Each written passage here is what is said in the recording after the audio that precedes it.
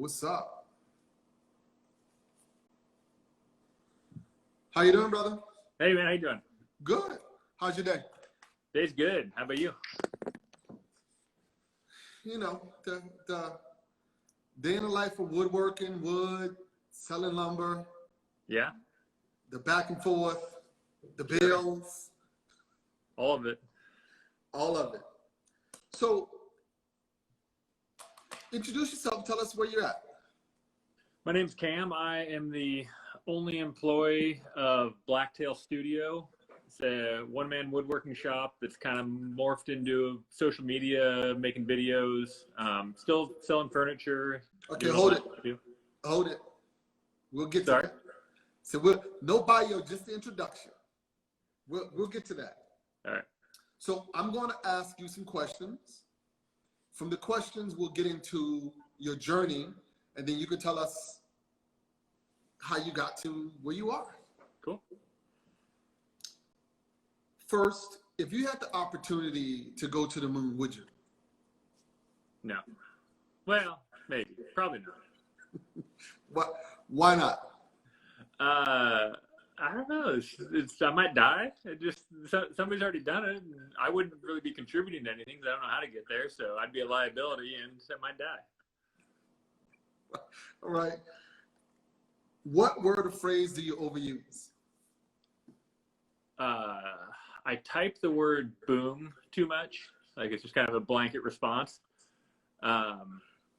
People on YouTube, they call me out for saying certain things too much, and I can never remember what they are. But I'll get like 4 people on one video that'll make fun of me. I think one time I said the word clutch probably too many times, which I'm not proud of. It's not a good word to use, but YouTube lets me know.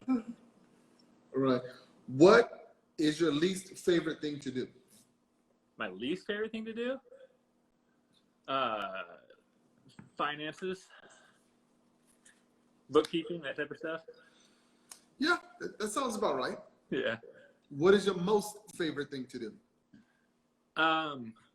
When I learn a new skill and do it well the first time, like when I'm not sure if I can do something and it works out, it's just nothing better, but you know, that doesn't happen that often. See, something usually seems to go wrong. Okay.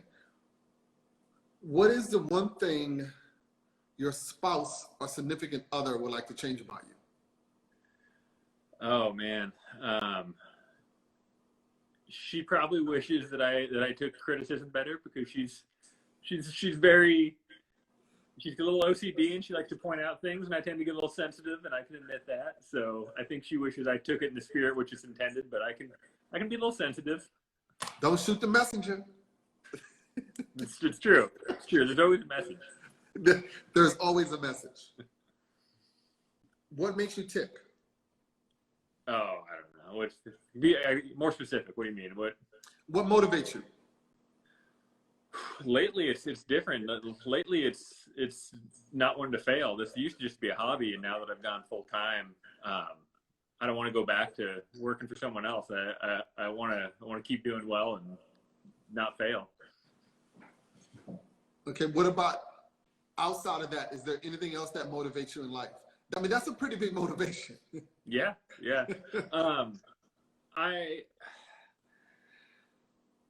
I'm very, my wife says that, like, I'm not OCD. Like if I'm not the person that needs a clean room or everything like that. Or if she asks me to clean the kitchen, I do a horrible job, but I'm very meticulous in my woodworking. And I asked her why am I like, I'm not like that, cleaning the kitchen, but I am like that woodworking. And she says that you're prideful. She goes, you're very prideful. You don't want somebody else critiquing this or saying, oh, noticing a flaw. So I'd say that motivates me. Okay. What irks you the most? Irks me? Yes. Oh gosh. Again, it might come back to, I think the backhanded compliments or the backhanded criticisms when they'll say like, bummer about that spot and I knew the spot was bad. And so when they try to be nice, but they're just trying to say that they noticed, that I messed up. Okay. What sound makes you happiest? Classic rock. Is that a sound? Oh, there's no doubt. It's a pretty damn good sound. Who do you like? I like a lot. I like Bob Seger, Zeppelin. I mean, Jethro Tull to Santana to, I mean, so many. Okay. So, Rolling Stones or Zeppelin? I like Stones. So who would you choose? Who you spending the night with? Any band? I'm asking Rolling Stones or Led Zeppelin. Oh, Zeppelin all the way. Right. Right. That's what I say. Yeah. What sound bothers you the most? Lately it's been the fact that there's only like 4 different commercials on SportsCenter, and so probably like the Subway commercial. It's probably the one that's got to me the most. Okay. What profession other than your own would you like to try? That's a good question.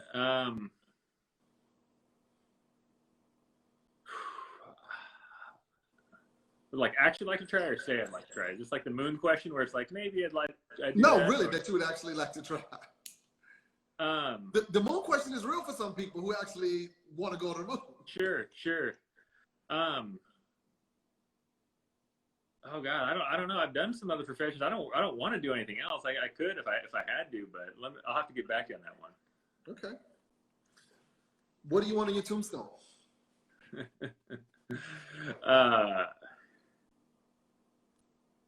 God, these are easy to oh, good. On my tombstone, I think I don't want to die before my wife, so I'd survived by, Ilana.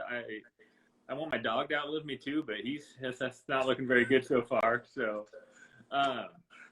man, I don't know. I don't think about death that much, and maybe I should. Yeah, that's your call. Yeah, man. It's a question. Yeah. What is it about your personality that drives your business? I feel like I'm good at engaging with people. I'm good with customer service. I don't knee-jerk react. I'm probably a little more patient than I am with my wife. Whereas, if I get a question or an email I don't like, I feel like I'm pretty rational with it. And people tend to be able to relate to me for some reason. So they kind of like coming along with my story. So what's the deal with your wife? What's it? What do you mean? Because it seems like she's critical, or you have a problem with her suggestions. No. It's first of all, I said this in a video I did a couple weeks ago. I said if you want to get really good at furniture making, you need to get a wife with OCD, because she won't let anything out of your shop that's not perfect. That's good. So, no, I genuinely like it, and it's the fact, like, when I'll tell her, I say, okay, this one's done. No more critiques, and she zooms right in on the one bad spot. So it is. Because, no, I would be a horrible woodworker had she not. From the time I started, she basically was like, "That's how you're gonna do it," and I was like, "Okay, I'll do it better." you need that because someone has to check the stuff before it leaves the shop. It does, yeah, absolutely. And it's not the guy who just finished it. No, it shouldn't be. What is it about your personality that hinders your business? I think that I have to force myself to slow down, that I can get rushed with things, and that I need to be able to, start over on a finishing process if that's what it takes. And, sometimes I just want to be done. And, normally I'm pretty good about catching it and not letting that go out. But there's been times when something's got out the door that I'm like, I should have redid that, or I wish I wouldn't have let that go. Okay. Who would you travel cross country with on a motorcycle? On a motorcycle? Oh, probably my dog in a sidecar. All right. What's your dog's name? Riggs. What kind of dog? One of the smaller Swiss mountain dogs. Okay. What was your favorite concert?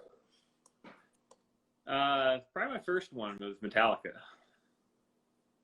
It's pretty nice. How old were you? 15. what were you thinking with all of that stuff going on, all those adults and all of that craziness? My mom went out of town. Like, we bought tickets before she went out of town, and I didn't even know, she would have never let me go because it was a couple hours away. And then she's like, hey, I have to leave town for a couple days, which she never did. And so it was like this perfect storm to get me to Metallica, you know, a couple hours away from home. Okay, so you go to this concert. It's crazy rock and roll. Were you a different person when you came out at 15? No, I think I looking back, I remember going in the mosh pit and feeling like I held my own. And then, like, a couple years later, I'm like, oh, those guys were just being nice to me. Right, now that you see what they're doing there, right? Yeah. Oh, yeah. No, now you couldn't pay me to get in there. When was the last time you cried? When my wife and I were talking about me quitting my job to go full time at this. And why'd you cry? It's a big decision. It was just like it's tough. I'd worked a long time, spent like $70,000 to become a pilot. I'd worked 10 years to get in the position, kind of my dream job. And, you know, it's just a lot of emotion to get to that point. And since we are, how long has that been? That was just March. Yeah, I remember when I left my job, and I was there for 20 years. I worked at Four Seasons Hotel, worked in a bar, had a great job, great company, traveled all over the world.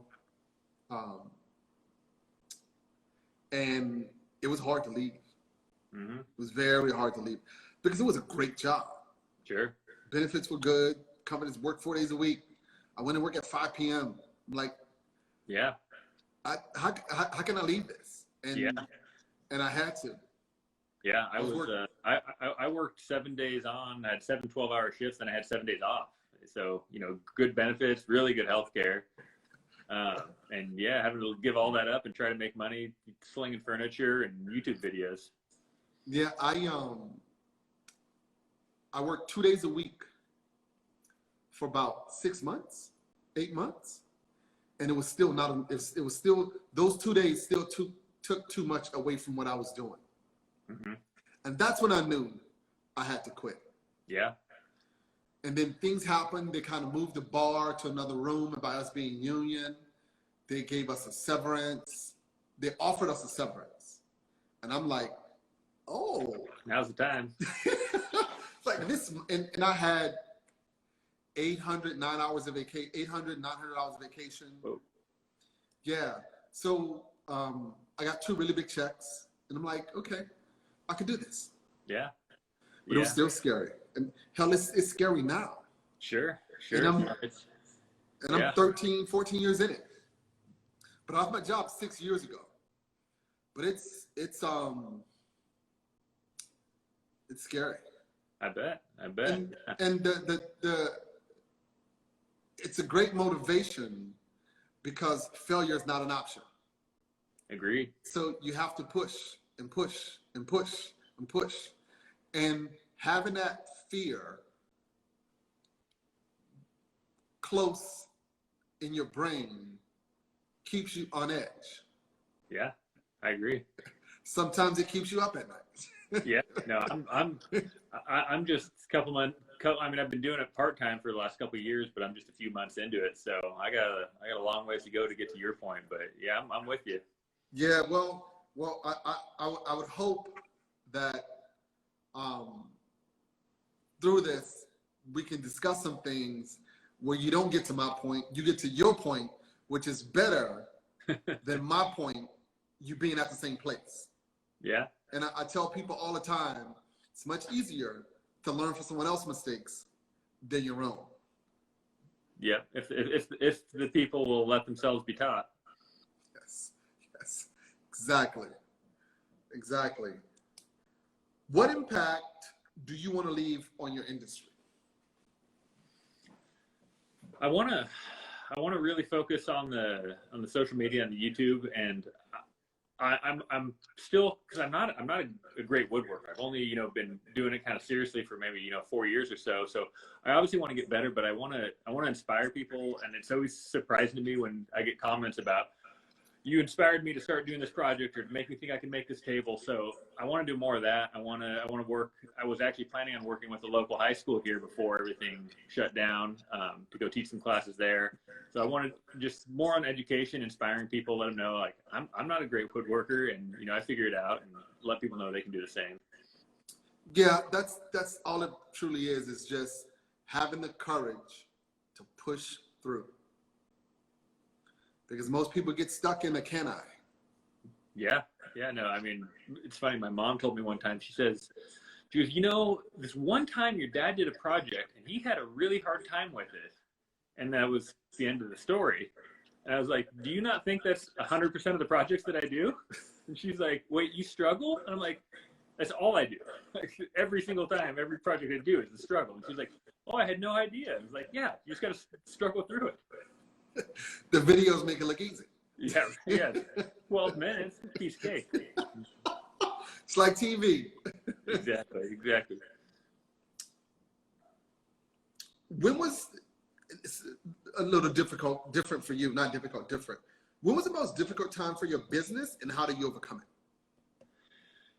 it? It's been really new. So there was basically no challenges when I was a pilot, because it didn't matter. If I made money, great. If I didn't, then I had more free time. And so lately, it's actually taken off from the time I started. And so there hasn't really been a challenge yet. And I know it's coming. Thank God.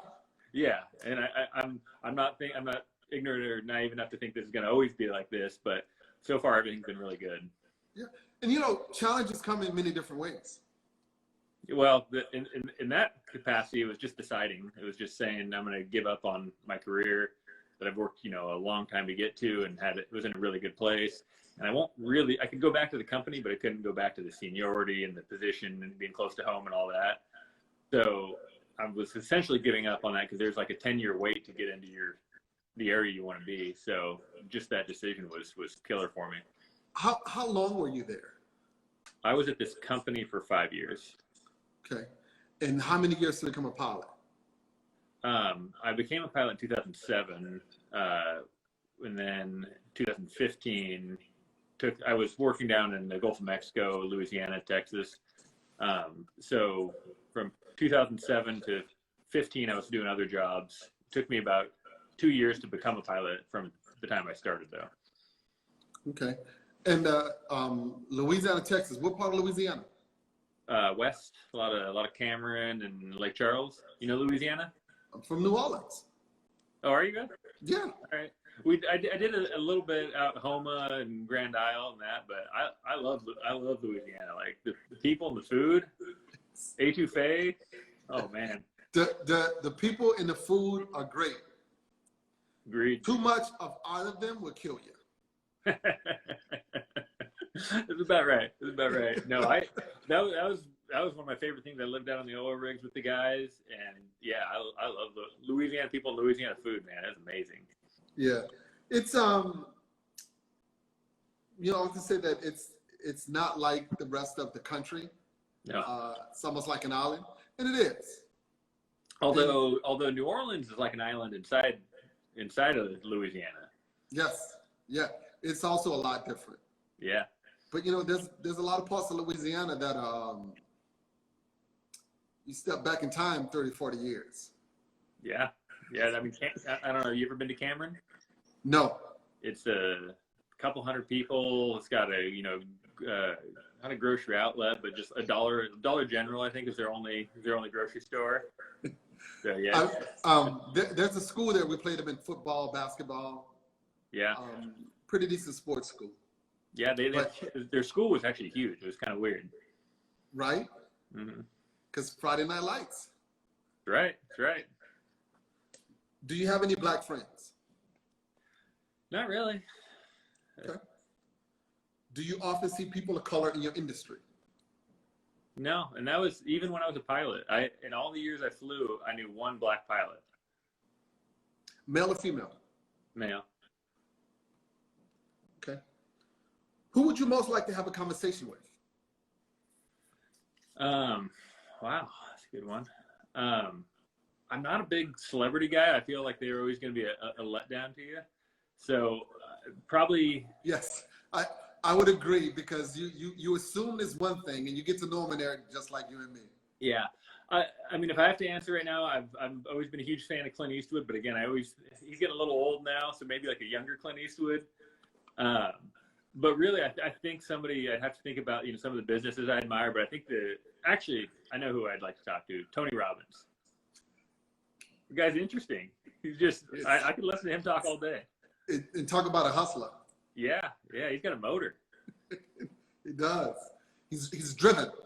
He is. Yeah. No, I like that guy. All right. So let's get into your journey. Yeah. Tell us more about you. The floor is yours. I'll jump in and out. Start us from high school into the things that piqued your interest in the woodworking and how you got here. Sure. In high school, I did the shop thing. We still got shop up here. At least we did back then. So I've always liked building things. Like, I was never like a classic woodworker, but I built things in wood shop and did pretty well in that. The summer I graduated, my dad was building his house, and so it was.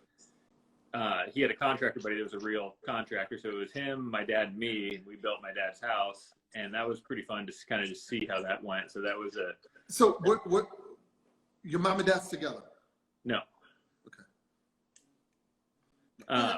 So my dad and stepmom, they were building this house in 2000, the summer of 2000. So worked a little construction doing that, just being the guy to push up walls and occasionally be allowed to use a skill saw.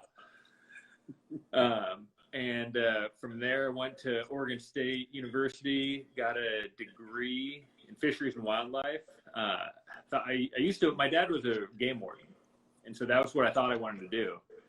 And went through school, didn't do much building through school, other than my buddies would ask me to build them like a 2x4 like fish tank stand or something. So I was the good woodworker. They'd be, oh yeah, I got this. So I'd get the 2x4s and screw them together. And okay, so what was college like? Oregon State's a big school. Yeah, it's a big school.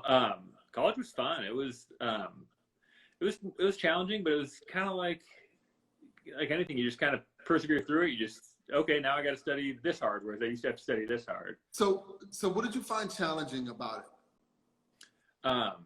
It was a lot more information to take in. Some of the memorization stuff of these science classes I wasn't prepared for it, and struggled at times, but made it through with a little under 3-point. That's good. Good for me. And what about the independence? That was obviously the older you get, the better you would do if you went back at school, because when you're first able to just like, wait, I can choose to go to class. Like, this is pretty great. I had one spring term that was really bad, and that was because we just went and played football or frisbee in the quad like every day. And it was like, and then at the end of the term, it was like, oh, that I had to go to class. I should have done it. Now, Nels Adams says, "Oh boy, don't expose all of our secrets." Oh, that's one of my college buddies. Yeah, no, it's hopefully your wife isn't tuning in too, Adam. So you're in college. Did you all tailgate football games? Oh yeah, for sure. A lot of we were a football school back then, but we've kind of morphed into a baseball school now. Okay. So 4 years, Oregon State. Then what? Then okay, wait a second. Did you take any trips in college? Just spring break trips. Just nothing we should talk about. We'd actually go up to. We probably got Canadians tuned in here, and when we were 19, that was actually Adam, the guy that commented there. He had the idea we'd go up to Canada because we could drink up there. So we'd go up to like Whistler and hang out for a week. Whistler's nice. Yeah, and jokingly, I assumed you were Canadian because of the epoxy. Yeah, I've seen other people make that comment before, and I was like, maybe there aren't very many of us American epoxy guys. That is pretty much a Canadian thing. Yeah, apparently. But you do it well. Yeah, it's going all right. Yeah. All right. So after college, where'd you go? What did you do? After college, I started bartending, which I can relate to your time at the Four Seasons. I was bartending at a college bar, and I realized that was a lot of fun. And right, you know. Oh my God. And my friends were starting to trickle out into the real world, getting these jobs, and they didn't seem very happy. And I was like, well, God, I kind of like this. So I hung out and did that for a few more years until. Now, you bartended in the college bar. Correct. Did you make decent money? I mean, we thought we did. Like, you're not going to, you couldn't really live on it now, but back then we thought we were doing well.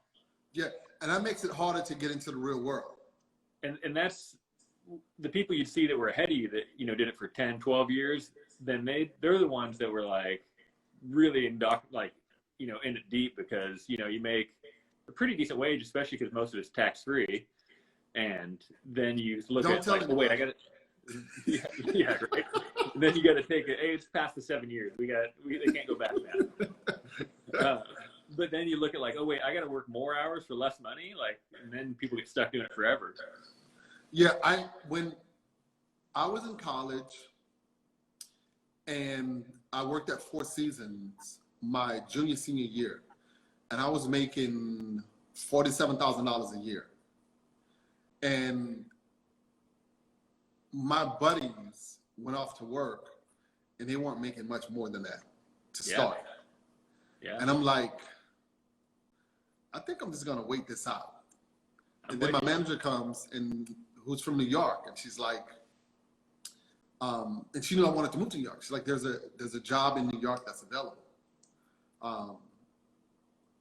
And I'm like, I want to apply for it. So and I applied for it and got it, and that was almost double the money. Yeah, and that's then, good. Yeah, and then it almost tripled when I became a server on the floor. Wow. So, that's hard to leave. Yeah, it was, man. It was. I went from having a lot of money to being damn stone cold broke right now. Are you happier now?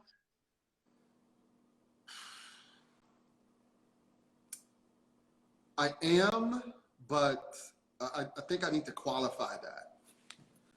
You need to determine in doing this how much you want to grow, how big you want to be, and how comfortable you are at the place you decide to be. I was in a peculiar good situation where I had this yard that was on this really large piece of land. And when I started, I had my van and I had the saw, and I paid $200 a month. So I knew 30 tree cutters from when I didn't have a yard, and I would travel around the city in my van looking for logs. When I first started that, I was thrown out a couple yards. And I laugh, all of them I laugh with. I'm like, what did you think when there was this black dude in this raggedy van and this raggedy trailer looking for wood? Where was this? New York. Yeah. This was in New York. I'm 12, 13 miles outside of the city. Okay. Yonkers, Mount Vernon, New Rochelle, neighbor in the Bronx. Mm-hmm. And I was in and out of the city, everywhere looking for wood. Mm-hmm. And I had the relationships before I got the yard. And when I got the yard, all I had to do was make phone calls. Hey, I got a yard. Where? I went from a nuisance to the guy. Yeah. What years was this? This was 3 to 4 years before Hurricane Sandy. Okay, so you were in the reclaimed live edge movement was still in full swing then. Yeah. Okay. Yep. Here, I was the only one. Okay. At the time. So just 14 years ago, I started upstate, and then I moved it here. So I get this yard, and I'm paying $200 a month for the little space. So then I need a little more space for the logs. Then I need a little more space and a little more space. I heard it adds up quick. $5,000 a month now. It's a little more than 200. Yeah. So that's a lot. Yeah. And that's not counting my other stuff. That's just for the yard. Sure. That's not the 2 mills that are in it. That's not the 4 forklifts that are in it. That's not anything. That's just the yard. Sure. And my shop is $3,900 a month. So I'm pushing about 30 grand a month, and it's too much. Sure. It's way, way too much. And my advice to you in the situation is work out of your garage as long as you can. That's the plan. As long as you can. And your garage is too small when you go outside to work and there's still no room inside. That's when it's too small. Now, the other thing I want to tell you is get your LCC, get your business license, and do all of that fast. LLC? Yep. Yeah. Make your company an LLC, whatever it is. Already done. Yep. Yeah. Get all of that straight, because if you're making money and selling stuff, the man's gonna knock on your door because he wants his share. So I got some inside information here that I don't know how many people are. I was gonna wait till later on one of my videos to talk about it, but we got an offer accepted on a new house with a detached shop. But in the midst of all this, so I'm excited. And there's even room to like expand it. So I'm gonna be good. I'm gonna work at the house forever. Yes, you're absolutely right. What we found in this process was I don't know finances and bookkeeping. Apparently, I thought I did a good job, and we got it. My wife got into it, was good at this stuff, and she's like, "Oh my god!" So she hired me a bookkeeper. So I got now I got a bookkeeper, and I'm totally happy. So yeah, no, and that's let me tell you, bookkeeper, accountant, and you need a lawyer. We got one. Yep, yeah. Those things you need just in case. Yeah. That's all it is. It's to protect you from something that may happen. For sure. None of us are planning it. None of us want it to happen, but sometimes it does. Sure. So with that being said, and all the things that I'm dealing with, yes, I'm happy because I built this, but there was no one in the front guiding me and telling me, take a slight left turn, take a slight right turn. Maybe you shouldn't do that. I was just full speed ahead. Would you have listened if there was? Depending on who it was. All right. That's a good question, because I was, I had the bug. Yeah. And everything I was doing was working. I thought all of this wood was free. Okay. It ain't. They're just like dropping it off for free. It's like a free puppy. Yeah. It's exactly what it is. It's exactly what it is. And I grew and I grew and I grew and I grew. And I looked up and I'm like, what the hell is this? It's a lot. So the only reason that mattered to me is because I got to move. So now I have this over 1 million board feet of lumber that I need to transport to somewhere else, plus 6 containers, and one of those is a kiln. Where like out of state or just? I'm going about 60 miles away. Okay. But I'm moving to a better place for me to do business. I was just in this. I was in this spot in the back of a yard, and I had a pretty decent sized space, and I was cutting and stacking wood, cutting and stacking wood, cutting and stacking wood. Mm-hmm. And it's not the ideal place to sell lumber. Okay. It was the ideal place to process it, but not to sell it. All right. So that's where I am now. I'm in a really big transition, and it kind of came like a surprise. So I'm not prepared to spend the $30K that it's going to take to move the stuff. I can't imagine. I was freaking out about moving my extra big garage, just 8 minutes away. So I think you have the best point of view. If you got to detach the garage, which is great, and you can attach it to it, build it out on the back, which is great. Keep your neighbors out of your business. Mm-hmm. If it's big enough, keep your doors down. And you're good. And be careful spray. I don't think you don't spray, right? Spray what? Finish. No. Okay. So you're good. Yeah. No, I go somewhere if I'm going to do that. Yeah. I've had trouble with that too. I mean, I've done it all. Because when you doing business, you got to pay bills. It kind of makes you courageous. Yeah. Stupid. I'll do that. I can do it. Yeah. Yeah. You got it. Right. Let me finish this and turn it in. Yeah. And then the man knocks on your door. Sure. So, you know, there's a lot of mistakes that I made because I was ignorant and I pushed. And I didn't know any better, and honestly, I didn't care. I just wanted to get it done. Are you reaching out to younger people in the industry to kind of help avoid some of your mistakes then? Sounds like? Yeah, that's why I'm doing this. That's what I think I just captured your motivation. Yep, that's why I'm doing this, because everybody wants to get a mill and saw. Yeah. Which is what I wanted to do 14 years ago. Sure. There's so much more. There's so Yeah. much more. And it's easy. The easiest thing to do is get a tree and buy a mill. Mm-hmm. That's the bottom. Those are the easiest things to do. Now, once you cut that wood, you have to properly stack it, dry it, and store it. Yeah, no, I don't. I was the same way. I'm like, I'm going to do this in my off time and I'm going to mill wood. And then once I learned a little bit about it, I'm like, I don't want anything to do with that. Yeah, and you had a chainsaw mill. Yeah, I did that once too. I'm like, this ain't gonna work. No, I did. I was going to get a chainsaw mill. And I didn't get one because I'm like, I heard of these guys spending all day to cut like 1 or 2 slabs. I'm like, no, that makes no sense. Now, Scott. Yes, it's referred to as not mistakes, learning experiences. Scott, I made mistakes. I did some dumb stuff. The learning experience is the first time I did it. The mistake was the second time I did it, knowing it was stupid.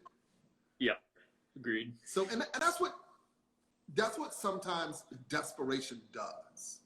Is it puts you in a place you shouldn't be, or know it and don't want to be, but you have to. Mm-hmm. So, yeah. That is something that I'm a little bit conscious or worried of going forward now that I'm like, I got to actually generate a paycheck from this, is, working, doing like sponsorships, which I'm definitely going to do more of those, like my YouTube videos, but I don't want to, I want to sell out, but I don't want to sell out to like, the cheesiest, worst ads. But if, I got to make ends meet, then it's going to, maybe put that pressure on where I wouldn't have had it before. Yeah, it's when you do it for keeps to pay the bills, it changes everything. Mm-hmm. The integrity you wanted, the appeal you wanted to have, it kind of changes because none of that pays the damn bills. Yeah. So the issue that you're speaking about is a real one. Is how far do you go? You go far enough until you keep the roof over your head and your wife on your arm. Absolutely. Yeah. No, my business is kind of entertainment more these days than it has been. And so if I can keep this entertaining, even if it's a little off brand, doing, some of these sponsorships, I'm going to just try to keep people engaged as much as I can. Yeah. And I think that's fine. And, as long as people calling you for work, do it. Yeah. And I think you'll find that you have a direction that you want to take the business in, you want the business to go, and the business will tell you what direction it's going to go in. Just make sure you listen. Well, that's funny because it has, and I have, because this is not where I thought I was gonna end up, a few years ago, and I just kind of followed the flow of it. And how does that feel? I like it. I like where it's at, and it's been challenging at times, to progress down this road, but it's actually a lot of fun. Do you want to continue in the epoxy world, or do you want to get into more of the fine woodworking, the chair building? So that's a good question. I don't want, I'll keep doing epoxy, especially YouTube. It's the weirdest thing. People keep watching these videos.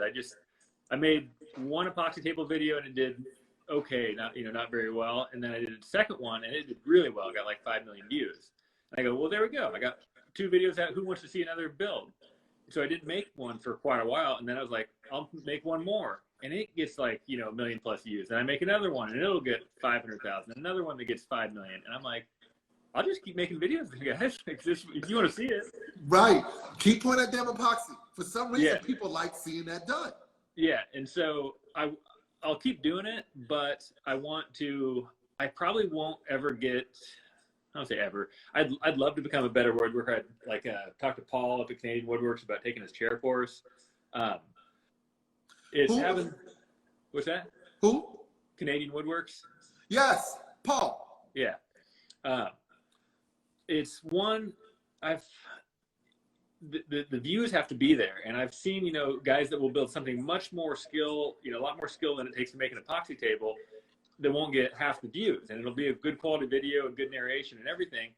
And so I have to balance this driving views and engaging people with also still making something that's interesting enough to, hopefully get 1 million or 10 million views. Yeah.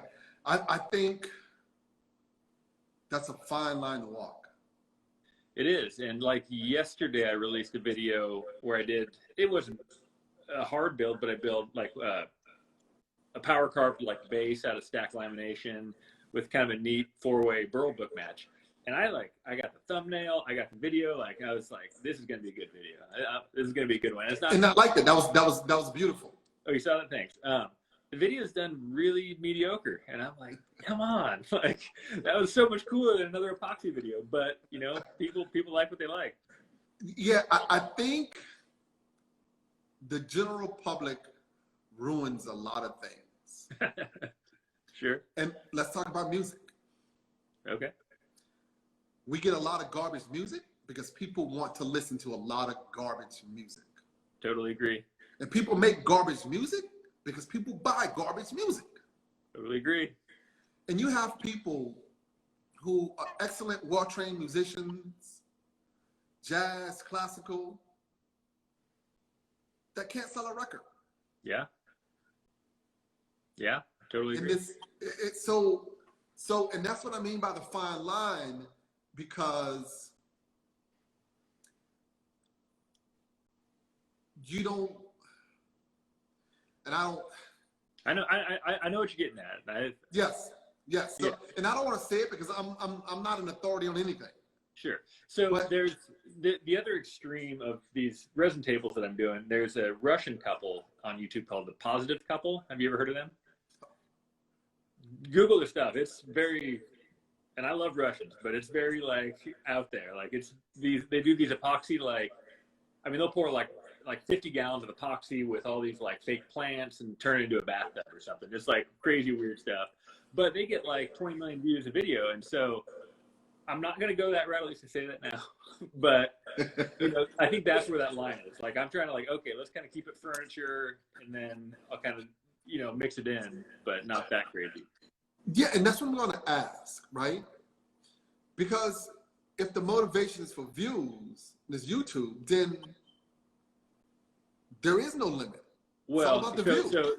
So let me qualify that. Is the views is YouTube for a long time.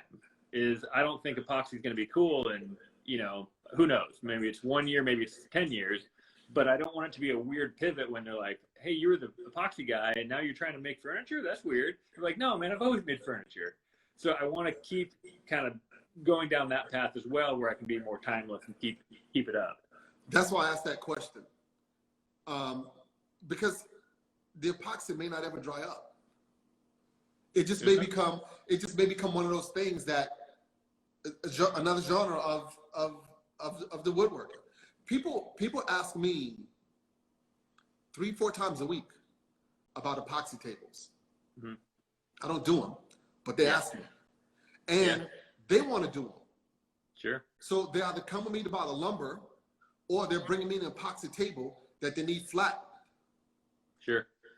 So, it is what it is. It's, Yeah, no, I get that. I don't know where you stand on this, but I'm never offended if someone like hates them or doesn't like them or if it's not their thing. It's, I don't have any epoxy tables in my house.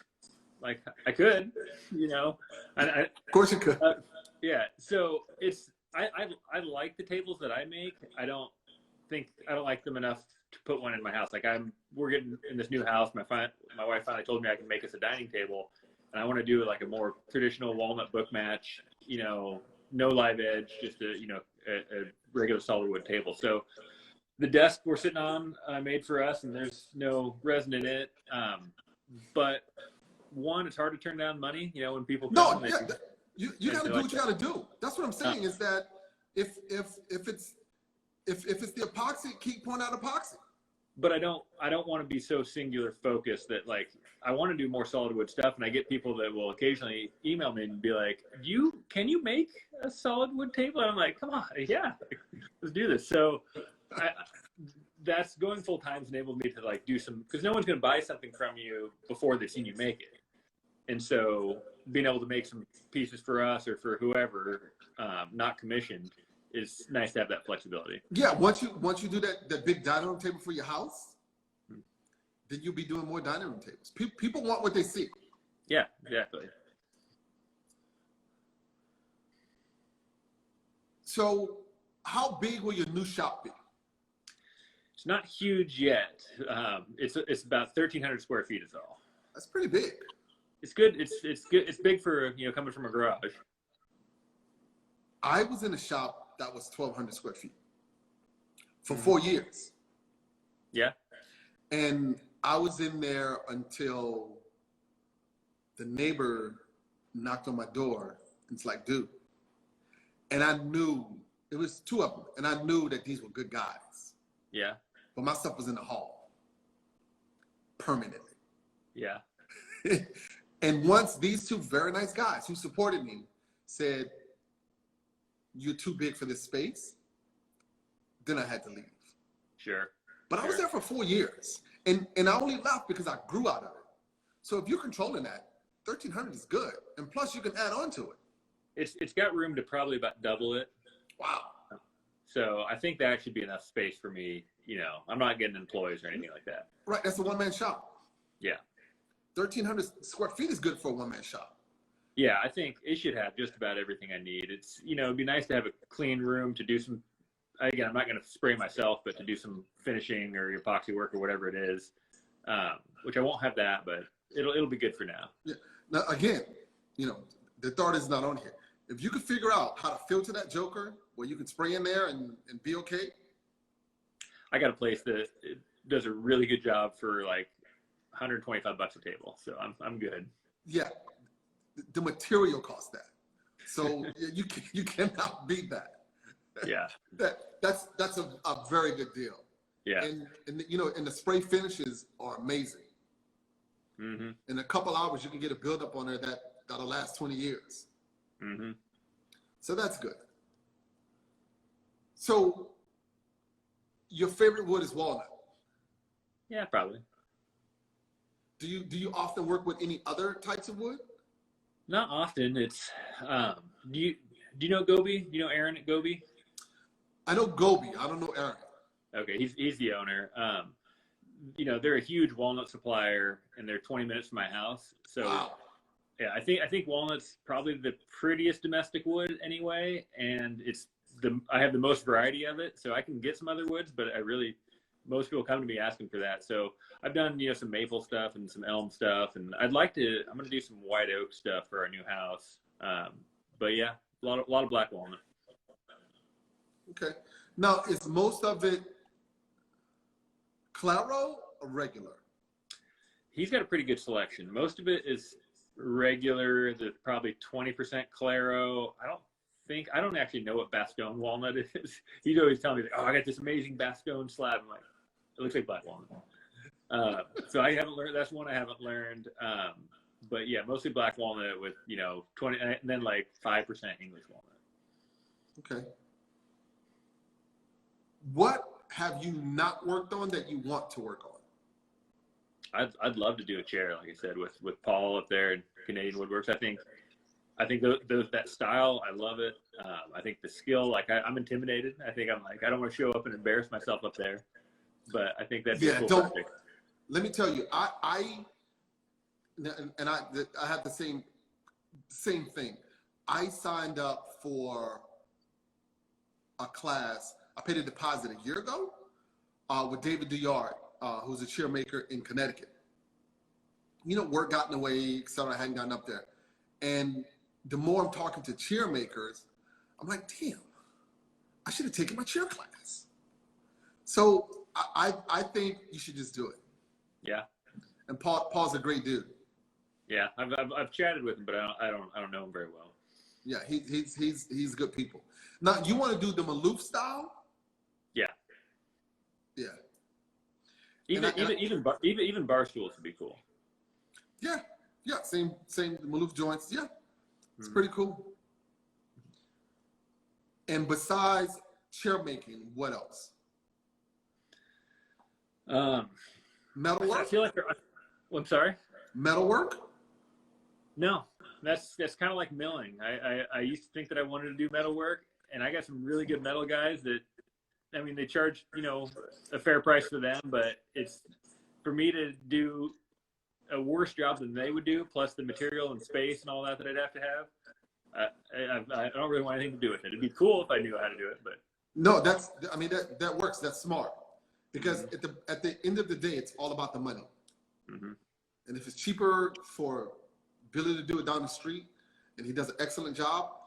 The guy I use is 3 hours away, and it's still worth it for me to use him for the custom work anyway, because he's young, but he's hungry, and he does like really, really good work, and so I just keep going to him. Yeah. Brass. What about brass? Have you worked with brass? Do you want to work with brass? And I'm not sure if it's the way that you think, but yeah. I've been playing around the desk I'm actually sitting on. I don't know if it'll show up. I did this resin with brass. Then we got some to kind of go with this desk. This isn't. I think I can get better. I've kind of been playing around with this for a few months now, so I want to learn how to do some of these the resin with brass. So, do you melt the brass? You buy powder. It's like so it's designed for cold casting for making like statues, but it's tricky. The hard part is when they put it in a statue, or they make these like molds to make it look like a statue, they scuff it up and like kind of take that resin off of it, which makes it look like metal. Problem is you take your finish off when you do that too, so you have to be able to have a way to do it just on the resin. Okay. So now, do you want to do a shop tour? We got 5 minutes. Sure. Let's do it. All right. Can I flip this thing around, or do I have to? Yeah, you can flip it. All right. Is that redwood? It's Brazilian cherry. Nice. All right. So there's my commute. This is my wife's side of the garage, so I still have to share the garage with her. That's my wall of stuff that I make that I don't sell. This is the bigger, and so my wife's like, we need more furniture, and we can't afford to buy anything now. So I had this slab left over, and I'm like, I can make this, and it's big. So just, I don't know what kind of legs I'm going to put on that yet, though. Very nice. Got drawer I'm making here for a desk. This is my saw stop dust collection that I just put in. And if you're wondering, yes, that pole really gets in the way. It's pretty big. It's a 4-car tandem, which is kind of my side here. It was an auto mechanic had it before. He had car lifts in here before we moved in. So it's big for a garage, but you can see here, here's my lumber storage, which I'm guessing you got a little better setup than me. Not much. It's stacking on top of each other. I just got a lot of. Yeah, so it's getting crowded in here. Not very clean. You have to find a way to make everything work together. I got my photography backdrop there, and then I got my winches to help me lift stuff if I need it, or flip a big table. Very nice. Yeah, it's just kind of, it's not well thought out though. Everything was, I didn't know this was going to be where I was at when I started. So everything was kind of just added, tacked on. Yep, that's kind of how it is when you grow. You put stuff in one spot, then something else comes in, and you don't have time to rearrange it all. Yep. To make it feng shui. Yeah. So, you know, I started with this and thought it was good. And then I'm like, oh, wait, I need a spot for my miter. And it's not level. And then needed a spot for the drill press. So I kind of use that as an auxiliary table. And it's not great, but I do like that my air compressor, which is on that switch there, and my dust collection is outside or in my shed. Nice. So that's something I'm going to do in the new shop. And that's cool. That's pretty much the whole thing. Very nice. It's, you know, I don't know if very nice is the word I choose, but this is it's pretty good for me. Yeah. That's so okay. So your bigger shop, what would you want to put in? Pretty much the same stuff. I'm actually pretty happy with my tools. I think eventually I'd like to get a small open-ended wide belt, like a 15-inch wide belt, because drum sanders, they're worthless. I just can't. Like a 110 power to take, I can't even do a 64th of an inch, you know, a pass. So I don't even bother using it. So other than that, I'm pretty happy with the tools. You know, maybe a second bandsaw. I hope my wife doesn't watch this. No, I think I'm pretty good. I want a lot bigger outfeed table. You know, I want a forklift is one thing I want. So forklift. Yeah. How many you got? 5. Yeah. Figured. How many employees you got? 6. Yeah. Well, good for you, man. Nothing is ever what it appears. I bet. 6 damn people to watch. How many employees do you want? 4. Okay. Put a little pressure on it. 2 in the yard. Put a little pressure on that 5th one right now. Yeah. And I would like 2 in the shop, 2 in the yard. And I like the 2 in the yard to come in the shop when it gets cold outside. Sure. So we mill half of the year, 5 months of the year. Now for the last 5 years, I've been milling 5 days a week all year round. Wow. No need. Too much material. Is it hard to move material? What do you do dimensional or slabs or both? Slabs.